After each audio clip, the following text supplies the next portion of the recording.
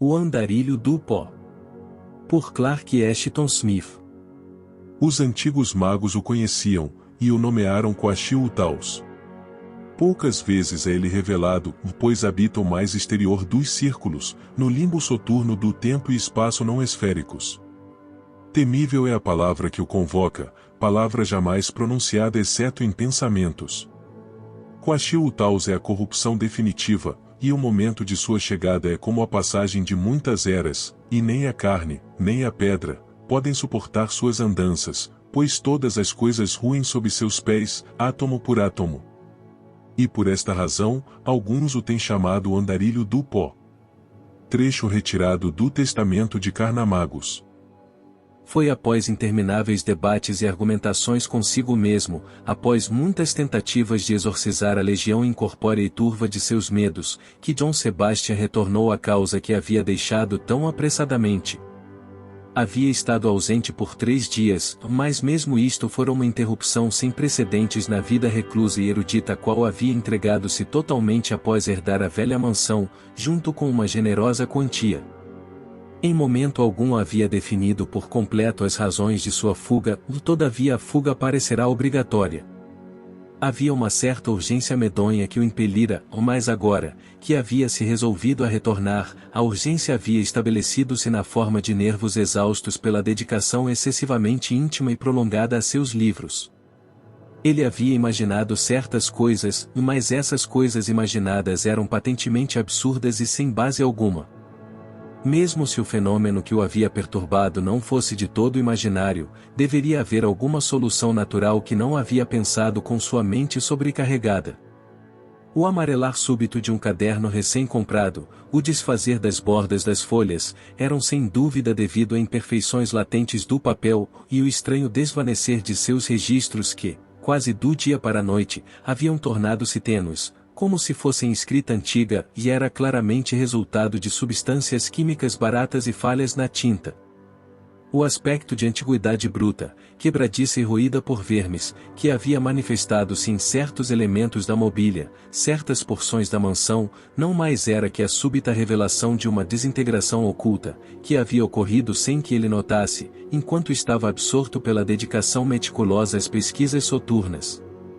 E foi a mesma dedicação, com seus anos contínuos de esforço e confinamento, que trouxe seu envelhecimento prematuro, e de modo que, ao contemplar-se no espelho, na manhã de sua fuga, ficará chocado e apavorado como se diante da aparição de uma múmia encarquilhada.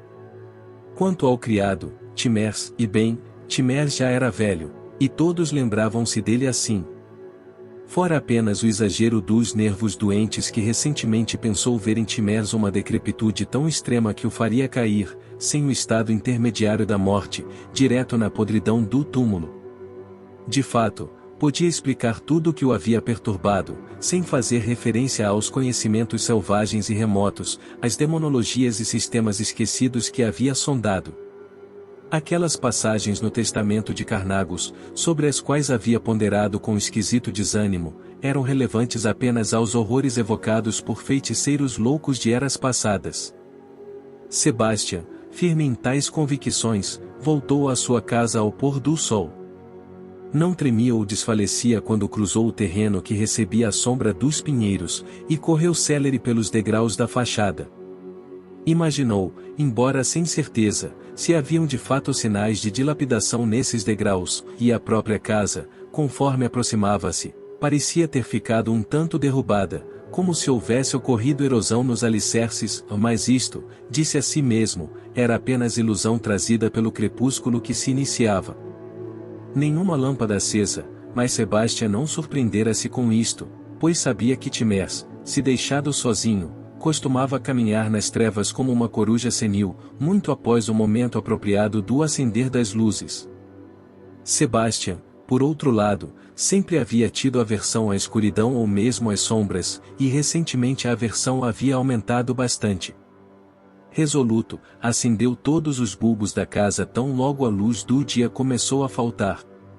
E agora, resmungando sua irritação com a incompetência de Timers, empurrou a porta e buscou apressado a fechadura do corredor. Talvez devido a uma agitação nervosa que não percebera em si mesmo, perdeu um bom tempo sem achar o interruptor. O corredor era estranhamente sombrio e um reluzir do pôr do sol cinzento emanava entre os altos pinheiros para dentro do vão da porta por trás dele, mas sem conseguir penetrar além da soleira. Não conseguia enxergar coisa alguma, era como se a noite das eras mortas houvesse feito do corredor seu covil, e as narinas de Sebastian, ali onde ele havia parado, foram assaltadas por uma pungência seca, como se vinda de pó ancestral, odor como de cadáveres e caixões há muito indistintos na decadência pulverulenta. Finalmente achará o interruptor, mas a iluminação que reagia era de algum modo tênue e insuficiente, e ele parecia detectar um pisca-pisca de sombras, como se o circuito estivesse falhando. Contudo ficou reconfortado em perceber que a casa, aparentemente, estava como ele a havia deixado. Talvez inconscientemente temesse encontrar os painéis de carvalho esfarelando-se numa podridão fragmentária, o tapete transformado em frangalhos comidos pelas traças, havia pensado ouvir o quebrar de tacos poderes sob seu andar. E agora, imaginava, onde estava Timers? O envelhecido faz tudo, apesar de sua crescente senilidade, sempre havia sido rápido em atender, e muito embora não houvesse ouvido seu mestre entrar, o ligar das luzes teria sinalizado o retorno de Sebastian. Porém, muito embora Sebastian atentasse com dolorosa insistência, não ouvia o render dos familiares passos debilitados. O silêncio envolvia tudo, como uma mortalha fúnebre e imperturbada.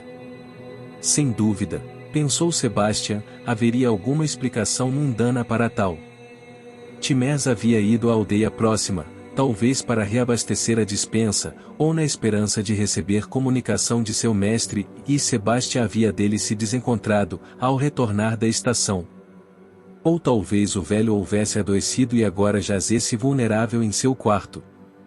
Pressuroso com este último pensamento, foi direto ao dormitório de Timers, que ficava no andar térreo, nos fundos da mansão. Estava vazio, e a cama estava primorosamente feita e obviamente não fora ocupada na noite anterior. Com um suspiro de alívio que pareceu retirar um horrendo íncubo de seu peito, decidiu Sebastian que a primeira conjectura estava correta. Mas agora, ao esperar o retorno de Timers, havia sentido nos nervos outro ato de inspiração, e marchou até o estúdio. Não admitia a si mesmo, com precisão, o que temia ver, mas à primeira vista, o aposento não havia mudado em nada, e todas as coisas estavam como no momento de sua partida apressada. A pilha alta e confusa de manuscritos, volumes e cadernos em sua mesa de escrever estava intocada por ninguém exceto sua própria mão, e as prateleiras da estante de livros, com seus acervos bizarros e aterrorizantes de autoridades em diabolismo, necromancia, Goethe e em todas as ciências ridicularizadas ou proibidas, estavam imperturbadas e intactas. Sobre o velho atril, ou porta-livro, usado para os tomos mais pesados, estava o Testamento de Carnamagos, com sua capa marroquim e sua tranca de ossos humanos, estava aberto na mesma página que o havia assustado tão irracionalmente, com suas intimações sobrenaturais. E então, ao passar para o espaço entre o atril e a mesa, percebeu pela primeira vez o inexplicável empoeiramento sobre tudo. O pó acumulava-se em toda parte, um pó fino e cinzento, como polvilho de átomos mortos. Havia coberto os manuscritos com um filme profundo, assentado-se espesso sobre as cadeiras, abajures e volumes, e os ricos vermelhos e amarelos como papoula das tapeçarias orientais eram desfeitos pelo acúmulo do pó. Era como se muitos anos desolados houvessem passado na câmara desde sua partida, e houvessem espanado de seus invólucros amortalhados a poeira de todas as coisas em ruínas. O mistério daquilo fez tremer Sebastian, pois ele sabia que o aposento havia sido varrido com rigor apenas 3 dias antes, e Timers havia de espanar a cada manhã, cuidadosa e meticulosamente, durante sua ausência.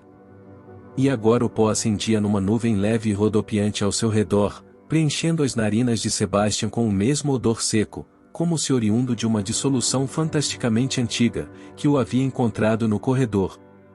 Ao mesmo tempo percebeu o vento tempestuoso e frio que de alguma forma penetrava o aposento. Ele imaginara que uma das janelas havia sido deixada aberta, mas um olhar assegurou-o de que elas haviam sido fechadas por cortinas avassaladoras, e a porta havia se fechado por trás dele. O vento era leve como o suspirar de um fantasma, mas onde quer que passasse, levantava o fino pó sem peso, enchendo o ar e mais uma vez caindo numa lentidão imensa. Sebastian sentiu um estranho alarme, como se houvesse soprado nele um vento das dimensões desconhecidas, ou por uma oculta fenda de ruínas, e simultaneamente foi tomado por um paroxismo de tosse prolongada e violenta. Ele não conseguirá localizar a fonte do vento. Mas enquanto movia-se descuidado e impaciente, seu olhar foi atraído por uma pilha baixa e longa de pó cinzento, que até então havia sido oculto de sua visão pela mesa. Estava logo abaixo da cadeira que usava para escrever. Próximo à pilha de poeira estava o espanador usado por Timers em sua rodada diária de limpeza. Pareceu a Sebastian que o rigor de uma grande e letal frialdade havia invadido todo o seu ser. Ele não conseguiu mexer-se por vários minutos, contemplando o inexplicável monturo. No centro deste via uma vaga depressão, que poderia ser a marca de uma pegada bastante diminuta, meio apagada pelos sopros de vento que evidentemente haviam levado muito do pó espalhado pela câmara. Finalmente o poder do movimento voltará a Sebastian. Sem reconhecer conscientemente o impulso que o impeliu a tal, abaixou-se para pegar o espanador. Mas quando seus dedos o tocaram, o cabo e as penas dissolveram-se em fina poeira que, assentada numa pequena pilha, preservava de maneira vaga os contornos do objeto original. Uma fraqueza assolou Sebastian, como se o fardo da idade e mortalidade absolutas esmagasse seus ombros entre um instante e outro. Houve um rodopiar de sombras vertiginosas diante de seus olhos, sobre a luz da lâmpada, e ele pensou que desfaleceria, se não sentasse de imediato. Colocou a mão na cadeira ao seu lado, e a cadeira, com o toque, desfez-se instantaneamente em nuvens leves de pó, que assentavam-se atraídas pelo chão. Depois disso, de quanto tempo depois, não conseguiria precisar e encontrou-se sentado na cadeira alta, diante do trecho onde o testamento de Carnamagos se abria. Surpreendeu-se de modo vago pela cadeira não ter se desfeito sob seu peso. Assaltava-o novamente a urgência da fuga rápida e repentina daquela casa amaldiçoada, mas parecia que ele havia ficado velho demais, encarquilhado e débil demais, e que nada mais importava muito, e nem mesmo aquele destino final apavorante que entrevia. Agora, sentado num estado mesclando o terror e o estupor, seus olhos foram atraídos pelo volume magista diante de si, dos escritos do sábio e vidente maligno Carnamagos, que foram recobrados 1000 anos passados, em alguma tumba greco-bactriana, e transcritos por um monge apóstata no grego original, usando o sangue de um monstro procriado por íncubos.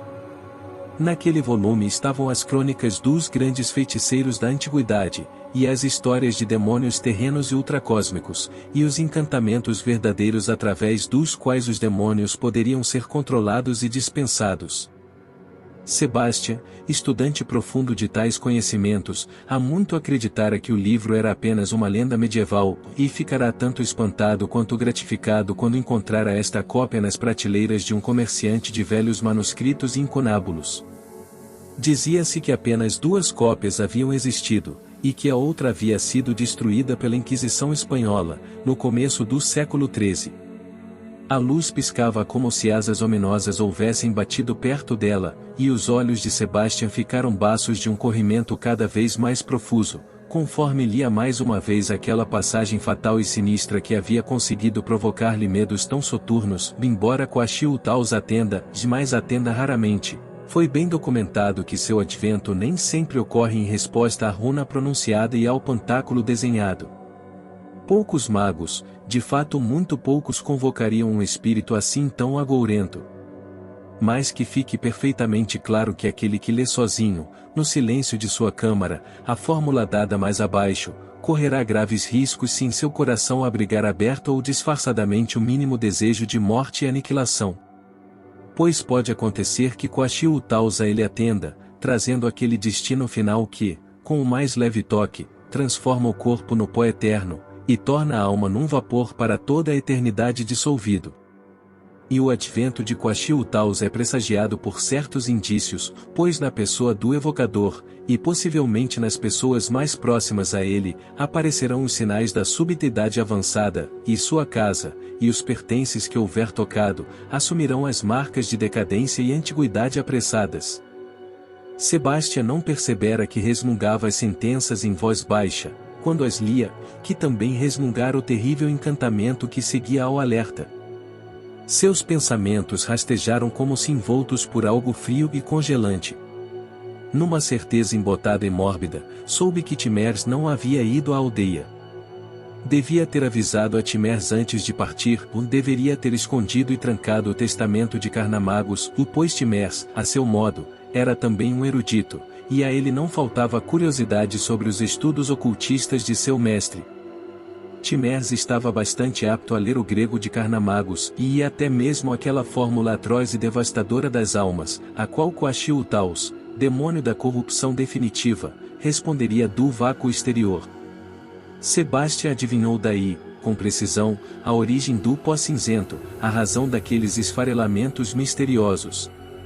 Sentiu mais uma vez o impulso de fuga, porém seu corpo era um incubo seco e morto, que recusava obedecer à própria vontade. De qualquer forma, refletiu consigo, já era tarde demais, pois os sinais do fim haviam reunido-se ao seu redor e sobre ele. Porém, certamente jamais houvera nele o mínimo anseio por morte e destruição. Ele apenas desejara sondar os mistérios sombrios que cercavam o estado mortal. E sempre havia sido cauteloso, jamais mexera com círculos mágicos e evocações de presenças perigosas. Sabia da existência de espíritos do mal, espíritos da cólera, perdição e aniquilação, ou mais jamais, pela própria vontade, invocaria qualquer um de suas prisões e abismos noturnos. Sua letargia e fraqueza pareceu aumentar, foi como se lustros inteiros, décadas completas de senescência sobre ele caíssem, no espaço de um fôlego. Sua linha de pensamentos se interrompia a intervalos, e ele a recobrava com dificuldade. Suas memórias, e até mesmo seus medos, pareciam cambalear nos limites de um oblívio final. Com os ouvidos quase surdos, ouviu um som de madeira caindo e quebrando, em algum lugar da casa, com os olhos exibindo uma catarata como a dos anciões, viu as luzes tremerem e apagarem sob o ataque de uma escuridão negra como um morcego. Era como se a noite de uma catacumba em ruínas se fechasse sobre ele. Sentia aos poucos o respirar tênue e gélido do vento que o havia perturbado antes, com seu mistério, e mais uma vez o pó acendeu até suas narinas. Percebeu então que o aposento não estava totalmente escuro, pois conseguia discernir os vagos contornos do átrio diante de si. Certamente nenhum raio de luz passava pelas venezianas, porém ainda assim havia luz. Seus olhos, abrindo-se com um esforço titânico, viram pela primeira vez que uma fenda irregular e grosseira havia surgido na parede externa do aposento, no alto do canto norte. Através da fenda uma estrela solitária reluzia na câmara, fria e remota como o olho de um demônio espreitando através de golfos intercósmicos. Daquela estrela, ou dos espaços além dela, de um raio de lívida radiância, pálido e mortal, lançou-se como um dardo contra Sebastião.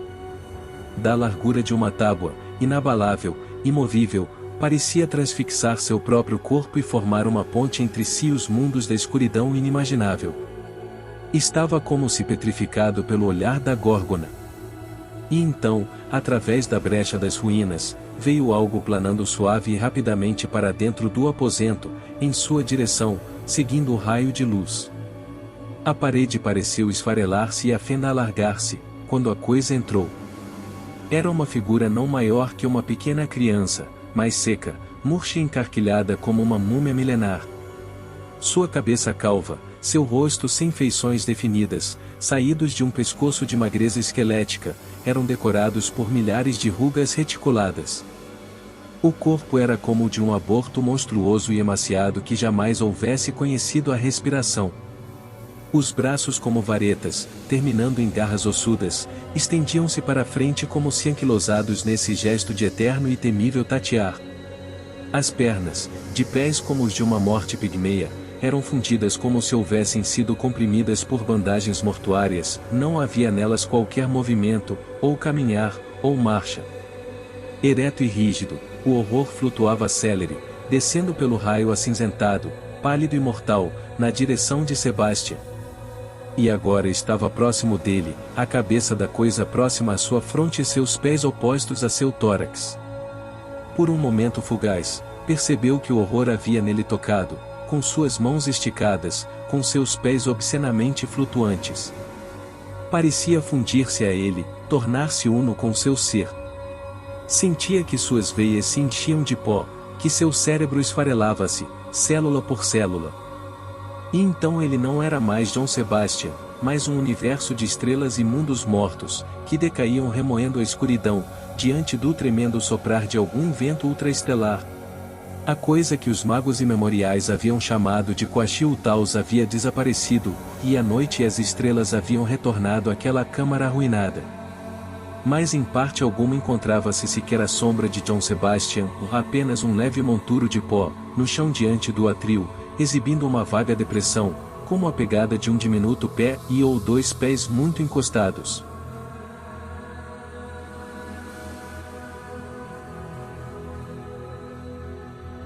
O Devoto do Mal, por Clark Ashton Smith.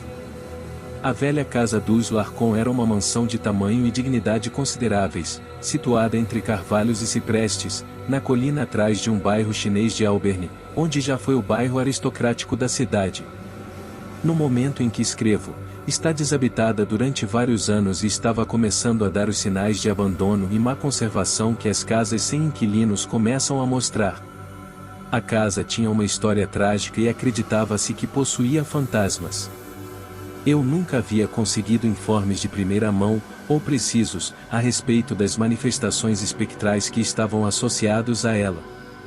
O primeiro proprietário, o juiz Peter Larcon, havia sido assassinado dentro da casa na década de 70 por um cozinheiro chinês louco, uma de suas filhas havia enlouquecido, e outros membros de sua família haviam morrido acidentalmente. Nenhum deles havia prosperado, sua lenda era cheia de penas e de desastres. Alguns dos ocupantes posteriores, que haviam comprado a casa do filho sobrevivente de Peter Larcon, foram embora sob circunstâncias estranhas e de forma apressada ao cabo de alguns meses, mudando-se de maneira permanente para São Francisco. Não voltaram, nem sequer para uma breve visita, e, além de pagar os impostos, não prestavam atenção alguma à casa. Todo mundo havia chegado a pensar nela como uma espécie de ruína histórica, quando chegou a notícia de que havia sido vendida a Jean Averaldi, de Nova Orleans. Meu primeiro encontro com o Sr. Averaldi foi estranhamente significativo ao revelar-me, como não fariam anos de trato, as peculiares inclinações de sua mente. Provavelmente ele já estava sabendo dos estranhos rumores que corriam em torno da casa, ou sua personalidade era demasiado carismática, ou sua chegada, muito misteriosa para escapar das usuais elucubrações e fofocas das pessoas. Haviam-me falado que ele era muito rico, que era um solitário do tipo mais extravagante, que havia feito certas mudanças muito incomuns na estrutura interna da velha casa, e, por último, porém sem ser menos importante, que vivia com uma formosa morena que não falava com ninguém, e de quem se acreditava ser, além de sua amante, sua governanta. O homem, em resumo, me havia sido descrito por alguns como um lunático raro porém inofensivo, e por outros como um verdadeiro Mefistófeles. Eu o tinha visto várias vezes antes de nosso encontro inicial. Era um negro de aspecto melancólico, com as marcas de sua raça nas bochechas orgulhosas e em seus olhos febris. Impressionou-me seu aspecto de inteligência, e a ardente maneira que tinha de olhar, que era um olhar de quem está dominado por uma única ideia que exclui todas as outras coisas. Algum alquimista medieval que se acreditasse a ponto de alcançar seu objetivo depois de anos de busca incansável, poderia ter o aspecto que ele possuía. Um dia, me encontrava na biblioteca de Auburn quando Averaldi entrou. Havia colhido um jornal de uma das mesas, e estava lendo os detalhes de um crime horrendo, o assassinato de uma mulher junto com seus filhos pequenos pelo pai e marido, o qual havia fechado suas vítimas num guarda-roupas, depois de empapar as roupas com gasolina. Havia deixado o cordão do avental da mulher saindo por debaixo da porta fechada, colocando-o como uma espécie de pavio. Averaldi parou diante da mesa em que eu estava lendo. Levantei a vista e o vi lendo as manchetes do jornal que eu sustinha. Um momento depois, regressou, sentou-se junto a mim e me disse em voz baixa: "O que me interessa num crime deste tipo é a sugestão de uma força sobre-humana atuando por trás. Poderia algum homem, por iniciativa própria, haver planejado e executado algo tão demoníaco?" "Não sei", repliquei, um tanto surpreso ante a pergunta e por quem a fazia. "Há profundezas terríveis na natureza humana, e mais terríveis que as de uma selva." "Estou de acordo.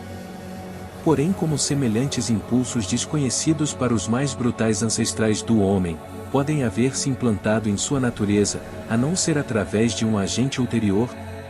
Você crê, então, na existência de uma força ou entidade do mal, em um Satã ou Arimã?" "Creio no mal. Como poderia ser de outra maneira, quando vejo suas manifestações por todas as partes? Eu o considero como um poder que controla tudo, porém não creio que seja um poder pessoal, no sentido que nós entendemos a personalidade." "Um Satanás?" "Não. O que eu imagino é uma espécie de vibração escura, a radiação de um sol negro, um centro de épocas malignas e uma radiação que pode penetrar como qualquer outro raio e ir talvez mais profundamente. Porém, provavelmente, não estou me expressando bem." Protestei dizendo que o entendia, porém, depois de sua explosão comunicativa, parecia estranhamente desinteressado em continuar com a conversa. Evidentemente, se havia visto impulsionado a dirigir-se a mim, e, de uma maneira não menos evidente, lamentava haver se expressado com tanta liberdade. Levantou-se, mas, antes de ir-se, me disse: "Sou Jean Averaldi. Talvez você tenha ouvido falar de mim. Você é Philip Astani, o novelista. Tenho lido seus livros e o admiro. Venha me ver numa outra hora, e pode ser que tenhamos certos gostos e ideias em comum." A personalidade de Averaldi, os conceitos que havia expostos, e o intenso interesse e valor que havia dado a esses conceitos, causaram uma singular impressão em minha mente, e não pude esquecê-lo. Quando, uns dias mais tarde, me encontrei com ele na rua, e ele repetiu seu convite com uma cordialidade que era sincera e sem fingimentos, não pude deixar de aceitar. Estava interessado, porém não por completo atraído por sua estranha personalidade mórbida, e impulsionado por um desejo de saber algo mais concernente a ele. Parecia um mistério de ordem fora do comum e um mistério com elementos do normal e do sobrenatural. Os contornos da velha mansão Larcon estavam tal como eu lembrava, porém não havia tido ocasião recente para passar perto dela. Era uma verdadeira selva de roseirais, medronheiros, lilazes e eras debaixo das sombras de grandes ciprestes e sombrios carvalhos perenes. Havia um selvagem encanto meio sinistro à sua volta e um encanto da deterioração e da ruína. Nada havia sido feito para arrumar os velhos jardins e não havia sinais de reparos externos na casa, onde a pintura branca de anos anteriores estava sendo substituída lentamente por musgos e liquens que floresciam debaixo da eterna sombra das árvores.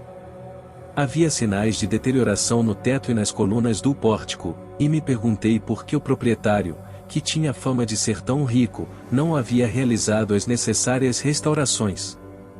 Levantei a aldrava em forma de gárgula e a deixei cair com um som metálico, lúgubre e fraco. A casa permanecia em silêncio, e eu estava a ponto de levantar a aldrava de novo quando a porta se abriu lentamente e vi, pela primeira vez, a morena sobre a qual me haviam chegado tantos rumores. A mulher era mais exótica que formosa, com finos olhos tristes e feições da cor do bronze e de uma anomalia semi-negroide. Seu tipo era, sem dúvida, verdadeiramente perfeito, com as linhas curvas da lira e a graça ágil de algum animal felino. Quando perguntei por Jean Averaldi, ela se limitou a sorrir e me fez sinais para que eu entrasse. Supus naquele instante que ela era muda. Esperando na tenebrosa biblioteca, não pude resistir à tentação de olhar os livros com que estavam abarrotadas as estantes. Era uma tremenda bagunça de volumes que tratavam sobre antropologia, religiões, demonologia, ciências modernas, história, psicanálise e ética. Intercaladas entre esses, havia algumas novelas e livros de poesia. A monografia de Brial sobre o maniqueísmo estava ao lado de Poe e Byron, e As Flores do Mal empurravam recente tratado de química. Averaldi entrou ao cabo de uns minutos, desculpando-se profusamente por sua demora. Disse-me que se encontrava em meio a certos trabalhos quando eu havia chegado, porém não especificou a natureza dos mesmos. Parecia todavia mais animado e com o olhar mais ardente que a última vez que o tinha visto. Estava claramente alegre de ver-me e desejoso de falar. Estás olhando meus livros, comentou imediatamente, porém pode ser que não penses assim à primeira vista, por causa de sua aparente diversidade. Eu os tenho selecionado com um único objetivo, o estudo do mal em todos os aspectos antigo, medieval e moderno. Eu os tenho estudado em todas as religiões e em todas as demonologias de todos os povos, e, o que é melhor, na própria história da humanidade. Eu o tenho encontrado na inspiração dos poetas e dos novelistas que têm tratado dos impulsos mais obscuros do homem, suas emoções e seus atos. Tuas novelas me interessam por este motivo, és consciente das fortes influências que nos rodeiam e que, tão frequentemente, nos influenciam e nos dominam. Tenho seguido a atuação desses agentes, inclusive nas reações químicas, no crescimento e na decadência das árvores, flores e minerais. Sinto que os processos de decomposição, assim como os processos mentais e morais análogos, são devidos por completo à atuação desses agentes. Em resumo, tenho postulado uma maldade monística que é a fonte de toda morte, deterioração, dor, prisão, loucura e enfermidade. Este mal, tão debilmente oposto pelas forças do bem, me fascina sobre todas as outras coisas. Desde muito tempo, a obra de minha vida tem sido determinar a verdadeira natureza desse mal, e voltar até sua fonte. Estou seguro de que em algum lugar do espaço está um centro de onde emana todo o mal, falava com um ar de selvagem emoção, de intensidade mórbida como a de um louco. Sua obsessão me convenceu de que estava mais ou menos desequilibrado, porém havia uma lógica blasfema na desordem de suas ideias, e não podia por menos que reconhecer um certo brilhantismo e profundidade intelectual. Sem esperar minha resposta, continuou com seu monólogo, e descobri que certos lugares e edifícios, certos arranjos de objetos naturais ou artificiais, são mais favoráveis para a recepção de influências maléficas que outros. As leis que determinam o grau de receptividade me parecem obscuras, porém pelo menos tenho verificado o próprio fato em questão. Como tu sabes, há casas e vizinhanças que são famosos por uma sucessão de crimes de desgraças, e além disso há objetos, como certas joias, cuja posse vem acompanhada de desgraças. Tais lugares e objetos são receptáculos do mal. Mantenho, sem embargo, uma teoria em que há sempre um grau, maior ou menor de interferência com a corrente de força maligna, e que a maldade, pura e absoluta, está ainda por manifestar-se. Mediante o uso de um determinado artifício que pudesse criar um campo adequado ou formar uma estação receptora, deveria ser possível invocar esta maldade absoluta. Sob condições semelhantes, estou seguro que a vibração escura poderia se tornar visível e tangível, comparável à luz e à eletricidade, e me lançou um olhar que era desconcertantemente exigente. Então falou, e devo confessar que adquiri esta velha mansão principalmente por sua sinistra história. O lugar parece ser inusitadamente suscetível às influências às quais me refiro.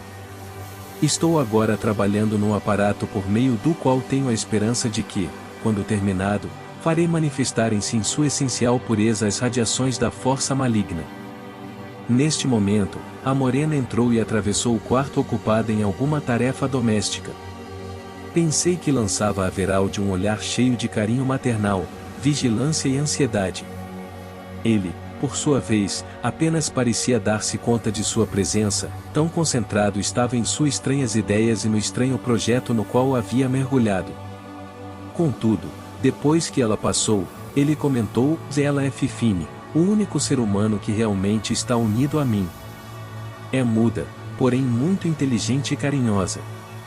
Todos os meus parentes, uma velha família da Louisiana, faz tempo que estão mortos, e minha esposa está duplamente morta para mim, e um obscuro espasmo de dor contraiu suas feições e desapareceu. Continuou com seu monólogo, e em nenhum futuro voltou a referir-se à história, presumivelmente trágica, a que havia feito alusão, ou uma história que suspeito estava enterrada a semente da estranha perversão, mental e moral, que ia manifestando cada vez mais. Saí, após prometer retornar para outra conversa. É claro que pensei que Everaldi era um louco, mas a sua loucura era de uma variedade das mais raras e pitorescas. Parecia significativo que ele me houvesse escolhido como confidente. Todos os outros que o conheceram o encontraram taciturno e pouco comunicativo em grau extremo. Suponho que ele sentia a necessidade humana comum de desabafar com alguém, e me escolheu como a única pessoa da vizinhança que poderia mostrar-se potencialmente compreensiva. Eu o vi várias vezes durante o mês seguinte. Era na verdade um autêntico caso clínico de psicologia, e lhe dei ânimo para que falasse sem reservas, embora tal incentivo não fossem necessários. Contou-me muitas coisas, uma mistura estranha de coisas científicas e místicas. Educadamente, lhe dei razão a tudo o que dizia, porém me aventurei a chamar sua atenção sobre os possíveis perigos de seu experimento de invocação, se este fosse coroado de êxito. Ao que respondeu, com a fé de um alquimista ou de um devoto religiosos, que não importava, que estava preparado para aceitar qualquer das possíveis consequências, ou todas que houvesse. Em mais de uma ocasião, me deu a entender que seus experimentos estavam progredindo favoravelmente. E, um dia, me disse abruptamente: se quiseres ver, irei mostrar-te meu mecanismo.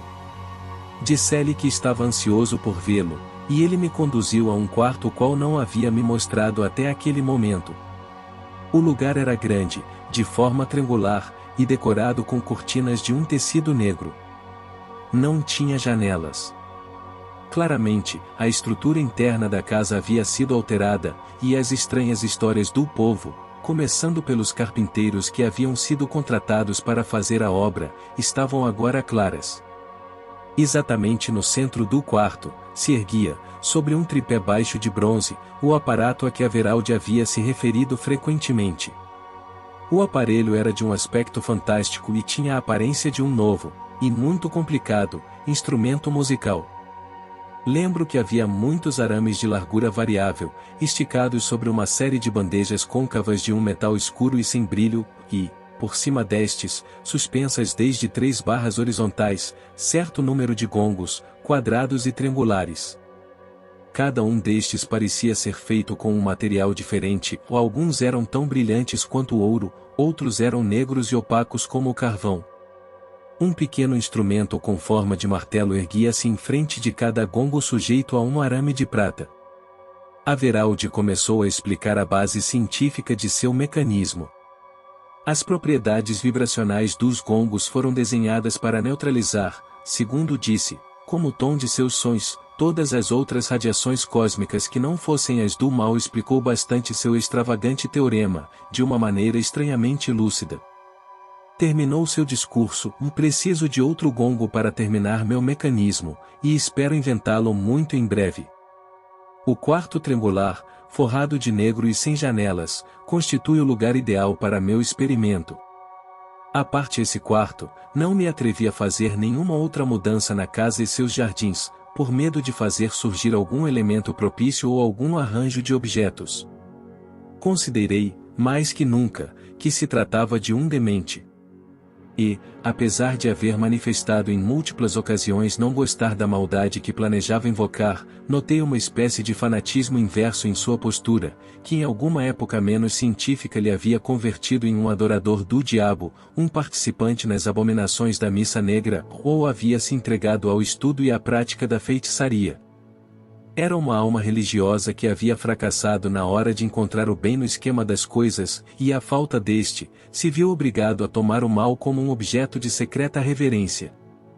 Receio que pensas que sou um desequilibrado, comentou com uma chama de repentina clarividência.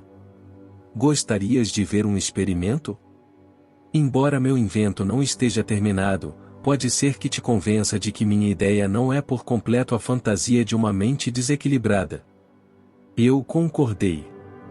Apaguei as luzes do quarto escuro. Então, se dirigiu a um canto da parede e apertou um mecanismo ou interruptor oculto. Os arames onde estavam pendurados os pequenos martelos começaram a oscilar, até que cada um dos martelos tocou ligeiramente o gongo que os acompanhava. O som que produziram era dissonante e inquietante em grau máximo, uma percussão diabólica completamente diferente de tudo que ouvirá até aquele momento, e que era estranhamente doloroso para os nervos. Senti-me como se uma torrente de cristal finamente moído estivesse sendo derramado nos meus ouvidos. O golpear dos martelos se tornou mais rápido e mais forte, porém, para minha surpresa, não houve um incremento correspondente ao volume do som. Pelo contrário, o clamor se foi apagando lentamente, até que se transformou num tom submerso que parecia emanar de uma imensa profundidade ou distância, um tom submerso cheio de inquietude e de tormento, como o pranto de num distante vento do inferno, ou o murmúrio de fogos demoníacos atrás de um gelo eterno. Averaldi disse atrás de mim, até certo ponto, as notas combinadas dos gongos caem fora do campo auditivo humano em seu tom. Com a audição da campainha final, inclusive menos som resultará audível. Quando estava tentando entender esta difícil ideia, notei uma diminuição parcial da luz acima dos tripés e de seus estranhos aparatos. Um raio vertical de débil sombra, rodeado por uma penumbra ainda mais débil, estava se formando no ar. O próprio tripé, e os cabos, os gongos e os martelos, estavam agora um pouco desfocados, como se vistos através de um véu escuro. O raio central e a penumbra pareceram dilatar-se, e, baixando a vista ao solo, ajustando-se às silhuetas do quarto, se arrastava até as paredes. Vi como Averaldi e eu estávamos agora dentro de seu fantasmal triângulo. Ao mesmo tempo, senti uma tristeza insuportável, junto com uma multidão de sensações que me desesperavam quando tentava transmitir por meio de linguagem. Meu próprio sentido de espaço se viu deformado e distorcido, como se alguma dimensão desconhecida houvesse sido mesclada com a nossa. Havia uma sensação de terrível queda sem fundo, como se o solo estivesse se fundindo por baixo de mim em um fosso exterior, e me pareceu ir mais além do quarto em uma torrente de inquietantes imagens alucinógenas, visíveis porém invisíveis, e mais terríveis e mais malditas que aquele furacão de almas réprobas que Dante contemplara. Para baixo, sempre para baixo, me parecia dirigir-me a um inferno sem fundo e fantasmal que estava infringindo as leis da realidade. A morte, a decadência, a maldade e a loucura se amontoaram no ar e me acossaram como íncubos satânicos no êxtase do horror daquela queda. Senti que havia 1 milhão de formas, 1 milhão de rostos à minha volta, chamando-me para as profundezas da perdição. E, contudo, não vi nada que não fosse o rosto pálido de Averaldi, marcado com um gozo congelado e abominável enquanto se colocava ao meu lado. Como um sonhador que se obriga a acordar, começou a distanciar-se de mim, me parecendo perdê-lo de vista durante um instante na névoa de horrores sem nome que ameaçavam adquirir o horror adicional da substância. Então me dei conta de que Averaldi havia apertado o interruptor, e os martelos oscilantes haviam deixado de golpear aqueles gongos infernais. O duplo raio de sombra se desvaneceu pela metade no ar, a carga de terror e desespero se ergueu de meus nervos, e já não sentia essa maldita alucinação da queda e do espaço exterior. Meu Deus! Gritei. Que foi isso? O olhar de Averaldi estava cheio de uma repugnante exaltação com o triunfo quando se voltou para mim. E então, o viste e o sentiste? Perguntou, essa vaga e imperfeita manifestação do mal perfeito que existem em algum lugar do cosmo? Ainda haverá de chamá-la por completo e conhecer os negros e infinitos prazeres alterados que acompanham a sua epifania. Distanciei-me dele com um tremor involuntário. Todas as coisas repugnantes que se haviam arremessado debaixo de mim e o golpear cacofônico daqueles malditos gongos voltaram a se aproximar num instante, e olhei, com uma vertigem cheia de medo, nos infernos de perversidade e de corrupção. Vi uma alma invertida, desesperada por não alcançar o bem, que ansiava os gozos terríveis da perdição. já o não considerava simplesmente um louco, porque sabia o que era o que buscava e o que podia obter, e recordei, com um novo sentido, aquele verso de um poema de Baudelaire, no inferno em que meu coração se deleita. Averaldi não se dava conta de meu asco, sumido em sua rapsódia tenebrosa. Quando dei a volta para ir-me, incapaz de suportar por mais tempo a blasfema atmosfera daquele lugar, e a sensação de estranha depravação que emanava de seu proprietário, me pediu que voltasse tão logo fosse possível. Acredito, e disse exultante, e que tudo estará pronto em breve. Quero que tu estejas presente durante a hora do meu triunfo. Não sei o que lhe disse, nem que desculpas eu empreguei para sair dali. Ansiava assegurar-me de que um mundo de sol sem sombras e de ar limpo podia ainda existir. Eu me fui, porém tive a sensação de que uma sombra me seguiu, e sentia que rostos execráveis zombavam ou faziam caretas desde as folhagens enquanto abandonava os jardins sombreados por ciprestes. Durante os dias que se seguiram, me encontrei num estado beirando a alteração neurótica. Ninguém podia ter se aproximado tanto como eu o fiz no eflúvio primordial do mal, e distanciar-se sem cicatrizes. Pestilentas teias de sombras envolveram meus pensamentos, e presenças de medos fantásticos, de horror sem forma, se acaçapavam pelas escuras esquinas de minha mente, porém nunca se manifestavam por completo. Um caminho sem fundo, tão insondável como uma lebolge, parecia abrir-se por debaixo de mim em todos os lugares aonde ia. Apesar de tudo, minha razão voltou a impor-se, e eu perguntei se minhas sensações no negro quarto triangular não haviam sido por completo um produto da sugestão ou da auto-hipnose. Perguntei-me a mim mesmo se era possível acreditar numa força cósmica, da classe que Averaldi postulava, que pudesse realmente existir ou, supondo que existisse, pudesse ser invocada por qualquer homem mediante a absurda intermediação de um instrumento musical. Os terrores nervosos de minha experiência se desvaneceram um pouco em minhas lembranças, e, embora ainda permanecesse uma doentia incerteza, assegurei a mim mesmo que tudo o que havia experimentado era puramente subjetivo em sua origem. Inclusive então, foi com uma suprema angústia, com um retrocesso interior, que pude vencer, mediante firme decisão, que decidi visitar de novo Averaldi. Durante um período ainda mais longo que o normal, ninguém atendeu às minhas batidas na porta. Então soaram passos apressados e a porta foi aberta violentamente por Fifine.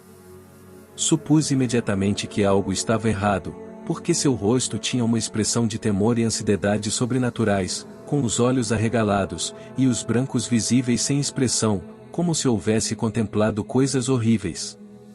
Ela tentou falar, e fez aquele repugnante som inarticulado que os mudos são capazes em certas ocasiões, enquanto agarrava a minha manga e me conduzia ao longo do tenebroso corredor até o quarto triangular.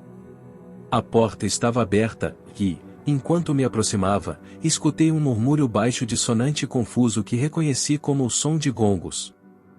Era como o som das vozes de um inferno congelado, emitidas por lábios que estivessem congelando lentamente debaixo da tortura definitiva do silêncio. Aprofundava-se cada vez mais até que parecia que estava se erguendo dos fossos sob o nada. Fifine retrocedeu no umbral, implorando-me com um olhar patético que a seguisse. As luzes estavam todas acesas, e Averaldi, enfeitado com uma estranha roupa medieval, algo como uma túnica negra e um gorro como os que Fausto poderia ter usado, estava de pé junto ao mecanismo percussivo. Os martelos estavam todos repicando com rapidez frenética, e o som se tornou todavia mais baixo e mais pressuroso enquanto se aproximava. Averaldi parecia não me ver, seus olhos, anormalmente dilatados, e ardendo com um brilho infernal como os de alguém possuído, estavam fixos em algo em meio ao ar.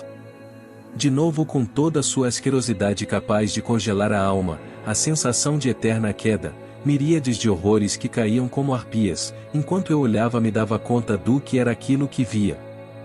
Mais ampla e mais forte que antes, uma dupla coluna de sombras triangulares havia se materializado e estava se tornando cada vez mais concreta. Inchava, crescia, envolvendo o aparato do gongo e levantando até o teto.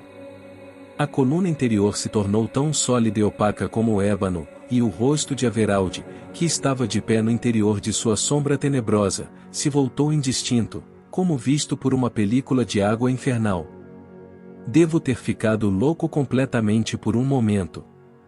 Apenas me lembro de um ardente delírio de coisas demasiado terríveis para ser suportadas por uma mente sã, que habitavam aquele infinito abismo de visões infernais em que me afundara com a terrível precipitação dos réprobos. Havia uma enfermidade inexplicável, uma vertigem de irresistível queda, um pandemônio de sinistros fantasmas que voltavam e se inclinavam em volta da coluna de maligna força onipotente que presidia a tudo. Averaldi era tão somente outro fantasma a mais neste delírio, quando, com seus braços esticados em uma perversa adoração, avançou para a coluna interior e penetrou nela até ficar oculto de todos. E Fifine foi outro fantasma quando correu ao meu lado na parede e apagou o interruptor que acionava aqueles martelos demoníacos. Como alguém que sai de um pesadelo, vi desvanecer-se o pilar duplo até que a luz já não estivesse manchada com a corrupção daquela radiação satânica. E, no lugar em que ele havia estado, Averaldi se achava de pé junto ao instrumento que havia desenhado. Estava erguido e rígido, numa estranha imobilidade, e sentia um terror incrédulo, um espanto gelado, enquanto avançava e lhe tocava com a mão trêmula. Porque aquele que o havia tocado já não era um ser humano, mas sim uma estátua de ébano, cujo rosto, frente e dedos eram tão negros como as vestes próprias de Fausto ou as escuras cortinas. Carbonizados por um fogo negro, ou congelados por um negro vento frio, os traços tinham o êxtase e a dor eternos de Lúcifer em seu definitivo inferno de gelo. Durante um instante, o mal supremo que Averaldi havia adorado tão loucamente, que havia invocado das profundezas de um espaço incalculável, havia se unido ao mesmo, e ao adorá-lo, tinha deixado petrificado numa imagem de sua própria essência. A forma que eu toquei era mais dura que o mármore, e acreditei que duraria para sempre como testemunho do poder de Medusa que são a morte, a corrupção e as trevas. Fifine havia se atirado aos pés da imagem, abraçando seus insensíveis joelhos. Com seus terríveis lamentos de muda em meus ouvidos, parti para sempre daquela terrível casa. Em vão, ao longo de meses de delírio e anos de loucura, tenho tentado distanciar de mim a intangível obsessão de minhas lembranças. Porém há um fatal atordoamento em meu cérebro, porque eu também tenho sido queimado e carbonizado um pouco naquele momento de opressiva proximidade com o raio escuro que vinha do abismo mais além do universo. Em minha mente, igual ao que sofre a negra estátua que um dia fora Jean Averaldi, a marca de uma coisa, terrível e proibida, tem sido impressa como um selo eterno.